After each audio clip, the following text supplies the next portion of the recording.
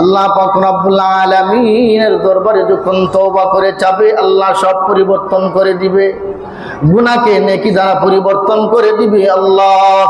মহান রব্বুল আলামিন বিশ্বনবী রাহমাতুল লিল আলামিনকে জানায় দিলেন, নবীজি আপনার দরবারে আগামীকাল দেহিয়ায়ে কলবি আসবে। দেহিয়ায়ে কলবি উনি তো হইলে বেদিন, উনি কাফের, মুসলমান নয়।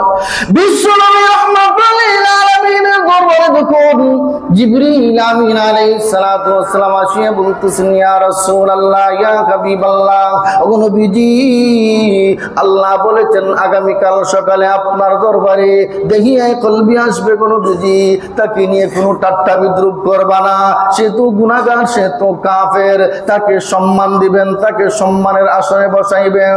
ও নবীজি আপনার সামনে আসলে পর আপনার সাথী বর্গ, আপনার সাহাবায়ে কেরাম যেন তাকে নিয়ে হাসি তামাশা না করে।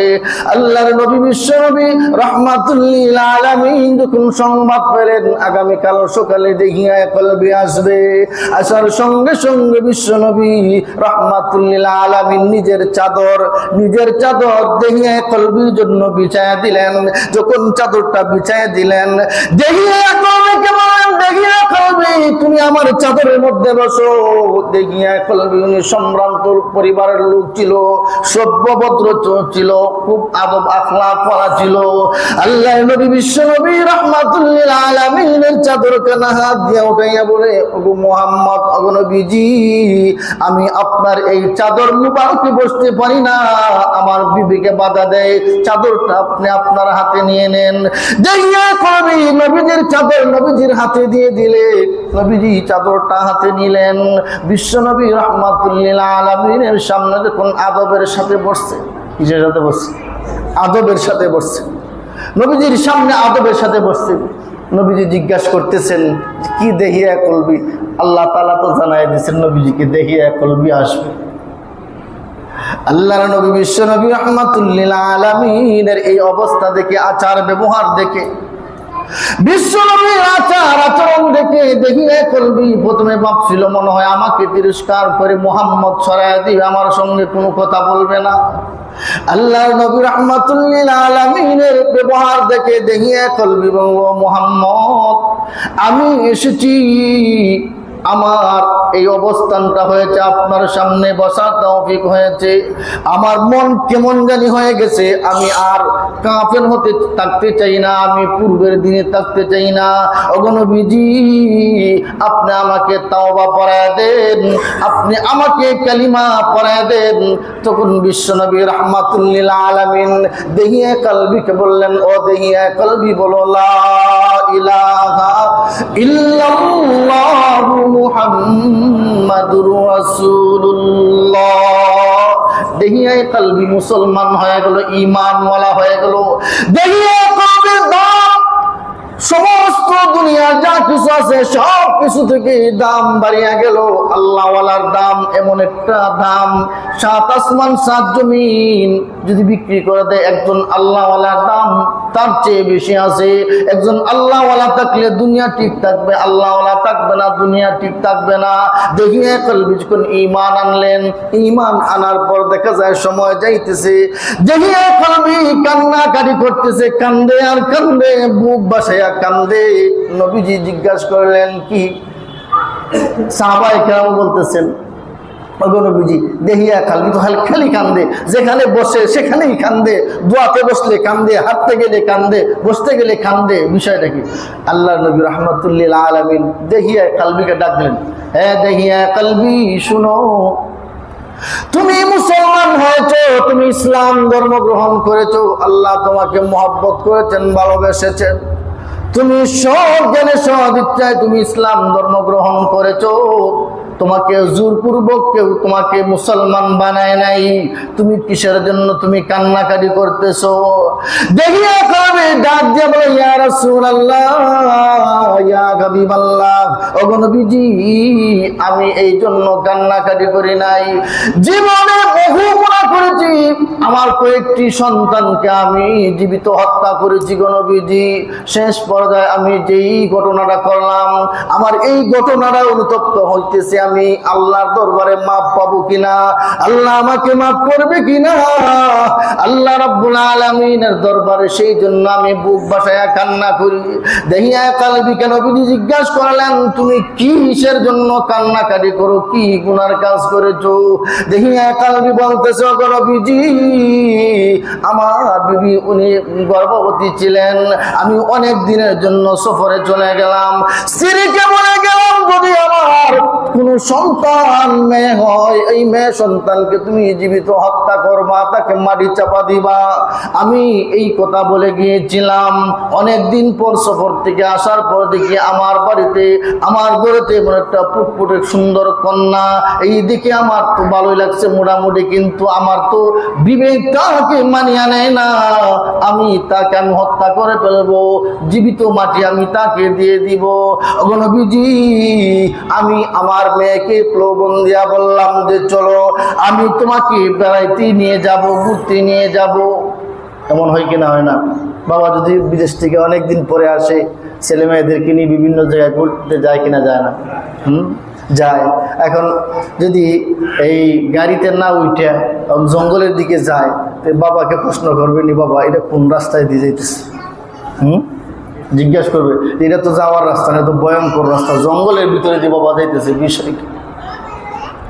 ডাক দিয়া বলতেছে, মেয়ে বলতেছে, বাবা তুমি আমাকে কোথায় নিয়ে যাচ্ছ, কোন দিকে যাচ্ছ?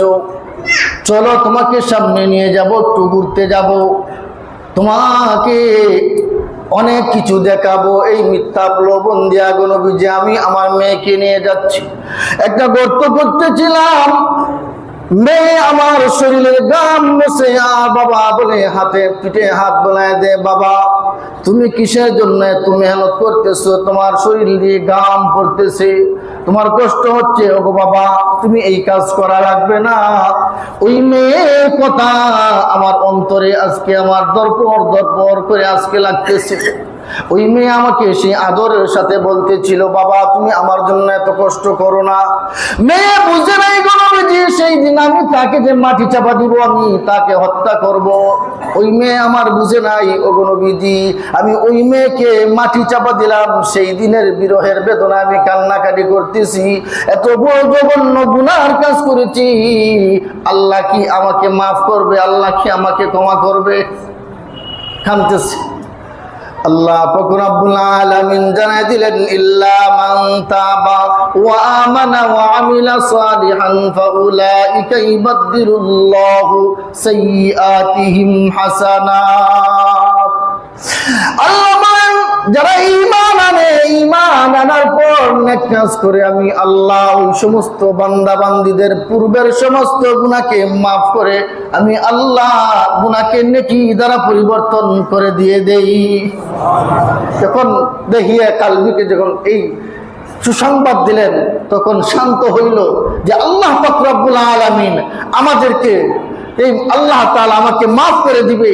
আল্লাহ তাআলার ওয়াদা, আমরা যারা গুনাহের কাজ করেছি বিগত একটা বছর আমাদের হাত থেকে চলে গেছে, গেছে কিনা গেছে না? ডিসেম্বর, এই মাস কি ডিসেম্বর মাস, এই মাসে আজকে 27 তারিখ, এই মাসে 27 তারিখ, এই বছরে 2024 সালের শেষ জুমা, 2024 সালে শেষ জুমা। একটা বছর চলে গেল, আমরা দুনিয়াতে আছি, আমাদের অনেক আত্মীয় স্বজন বন্ধু বান্ধব মায়ার মানুষগুলো দুনিয়া থেকে চলে গেছে, তাদের ইবাদত করার সুযোগ বন্ধ হয়ে গেছে। আমাদেরকে আল্লাহ রেখেছেন, ইবাদত করার সুযোগ আছে না নাই? তওবা করার সুযোগ আছে না নাই? যারা কবরে চলে গেছে ওরা কি তওবা করতে পারবে? ওদের তওবার সুযোগ নাই। আপনাদের হাতে পায়ে ধরে বলি, আপনারা সুচ্চার হন, আমাদের সামনে আরেকটা রাত্রি আসতেছে, এটা শবে কদর, অনেকে শবে কদর মনে করে, ঠিক না বেটি? শবে কদরেও এমন মূল্যায়ন করে না, হাজার হাজার টাকা এই রাত্রিতে খরচ করে, লক্ষ লক্ষ টাকা নষ্ট করে, ঠিক না বেটি? হ্যাঁ, এই রাত্রিকে এমন মূল্যায়ন করে যে পাপ কামাইয়া এই বিগত বৎসরটাকে বিদায় দেয়, আর এই পাপের সাথে আরেকটা বৎসরের সূচনা করেন। বলেন না নাউজুবিল্লাহ। এই ধরনের কাজ এই মুহূর্তে যদি কারো মারা যায় তাহলে বেঈমান হয়ে মারা যাবে, বেঈমান অবস্থায় মারা যাবে, ঈমান হারা হয়ে মারা যাবে। আমরা আমাদের সন্তানদেরকে সুচ্চার করতে হবে কিনা হবে না? আমরা আমাদের সন্তানদেরকে এই রাত্রিতে যে সমস্ত গর্হিত অন্যায় বেহায়াপনা কাজগুলো হয়, আমাদের সন্তানদেরকে আমরা হাতে পায়ে ধরে বুঝে আমরা আমাদের সন্তানদেরকে এই কাজ থেকে বিরত রাখবো তো ইনশাআল্লাহ। আমরা যদি আমাদের সন্তানদেরকে গুনাহের কাছ থেকে ফিরিয়ে না রাখি তাহলে আমরা আল্লাহ তাআলার কাছে দায়বদ্ধতায় থেকে গেলাম। হাসরের ময়দানে সন্তানগুলো বলবে, وقال الذين كفروا ربنا أرنا الذين أضلانا من الجن والإنس نجعلهما تحت أقدامنا ليكونا من الأسفلين। সেই দিন ডাক দিয়ে বলবে, আল্লাহ আমার বাবাকে দাও, আমার মাকে সামনে দাও, আমার বড় ভাইকে তুমি সামনে দাও, ওদের গর্দনে পাড়া দিব, তাহতা আকদামিনা লিয়াকুনা মিনাল আসফালিন। ওগো আল্লাহ তাদেরকে আমার নিচে দাও, তাদেরকে পাড়া দিয়ে, তাদের গাড়ে পাড়া দিয়ে আমি তাদেরকে নিয়ে জাহান্নামে যাব। আমরা জাহান্নাম থেকে নিজেও বাঁচতে চাই, ছেলে সন্তানদেরকেও বাঁচাতে চাই কিনা চাই না? আল্লাহ আমাদের সকলকে সঠিক পথে চলার, সঠিক বুঝার তৌফিক দান করুক। সকলে বলুন আমিন। আমাদের এলাকাতে যে অনেক যে আমাদের দেশে বম ফুটানি হয়, কি ফুটানি হয়, এখানে এই ঢাকার সাইডে বলে কি বাজি নাকি না, বাজি কয় বম বাজি, এগুলা ফুটানো হয়। এক একটা বমের দাম আছে 500, 700, 200, 1000, 2000 দিয়ে বমগুলো আনে, অনেক উপরে উঠে। আপনি আমার টাকা যেন নষ্ট না হয়, এই বছরটাকে আল্লাহ তাআলার কাছে তাওবার মাধ্যমে, আল্লাহ যা গুনাহ করেছি ভুলে করেছি আজকের পর থেকে আর গুনাহের কাজ করব না, নতুন একটা বছর শুরু হইতেছে, ইবাদতের মাধ্যমে শুরু করব।